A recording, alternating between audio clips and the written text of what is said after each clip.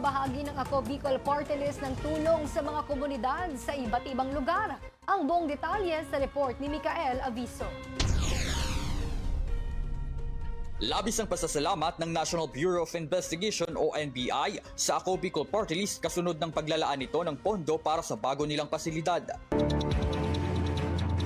Na talagang isang masasabi namin na ito na siguro ang isa sa pinakamaganda na building ng National Bureau of Investigation.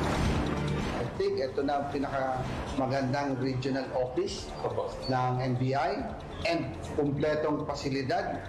E narinig ko, hindi na to regional, baka maging academy pa raw.